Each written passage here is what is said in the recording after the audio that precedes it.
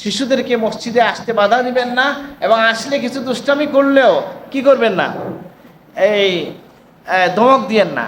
কিন্তু মাসলাটাও জেনে রাখা দরকার। ফিকহের কিতাব খুললে দেখবেন এমন বাচ্চাকে আপনি মসজিদে নিয়ে আসবেন না যে পবিত্রতার জ্ঞান রাখে না, যে বাচ্চা কিনা অন্য মানুষের নামাজ নষ্ট করে ফেলবে। অর্থাৎ দুই শ্রেণীর মানুষকে মসজিদে আনতে নিষেধ করা হয়েছে। এর মধ্যে একটা শ্রেণী হচ্ছে কারা, যাদের বুদ্ধি নাই এবং যে পবিত্রতার জ্ঞান রাখে না। সেটা কি? আপনারা দেখেন, আমি একটু জিজ্ঞেস করি যে বলেন তো, এটা কিভাবে আমি প্রশ্ন করব, যে ইবাদত হিসাবে নামাজ বড় না মিলাদ বড়? মানে এখানে কোনো সন্দেহ আছে? সন্দেহ নাই। কিন্তু আপনারা অনেক মানুষ আপনি দেখবেন যে মসজিদের সাথে সম্পর্ক কম, কিন্তু উনি আফসোস করবেন আমার মসজিদে মিলাদ হয় না। আছে না এরকম লোক? মিলাদ তখন হবে আপনি প্রথমে নামাজি হন, তারপরে মিলাদ হবে। আপনি তো নাই এখানে, কীভাবে হবে? এটা নিজের পক্ষ থেকে বললাম, অভিজ্ঞতা থেকে বললাম। তাহলে আমি যেটা বলতে চাইছিলাম যে মসজিদ সংক্রান্ত দু একটি কথা বলে আমার কথা শেষ করব।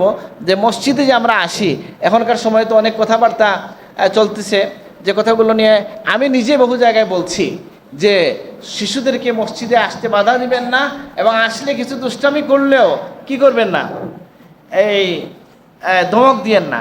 কিন্তু মাসলাটাও জেনে রাখা দরকার। ফিকহের কিতাব খুললে দেখবেন এমন বাচ্চাকে আপনি মসজিদে নিয়ে আসবেন না যে পবিত্রতার জ্ঞান রাখে না, যে বাচ্চা কিনা অন্য মানুষের নামাজ নষ্ট করে ফেলবে। অর্থাৎ দুই শ্রেণীর মানুষকে মসজিদে আনতে নিষেধ করা হয়েছে। এর মধ্যে একটা শ্রেণী হচ্ছে কারা, যাদের বুদ্ধি নাই এবং যে পবিত্রতার জ্ঞান রাখে না, এবং অন্য মানুষের নামাজে যার দ্বারা ডিস্টার্ব হবে, তার ব্যাপারে ফকিহগণ বলেন যে এরকম ছোটো বাচ্চা যার আইসা ধরেন আপনি এখানে একজন প্রস্রাব করে দিল জুমার নামাজে, ধরেন এখন তো অনেক টেম্পার্স আছে, যাই হোক যদি করে দেয়, আমি আমার ছেলেকে নিয়ে গেছি, এই বিপদে পড়ছিলাম, তো এই জন্য বলতেছি, যেটা দেখছি এটা বলতেছি। করে দিল প্রস্রাব, ধরেন তো প্রস্রাব করলে যে আরেকজনের নামাজ যদি এটা জুমার নামাজ হয়ে চলে যায়, তাহলে এটা কি ফিল আপ করা সম্ভব?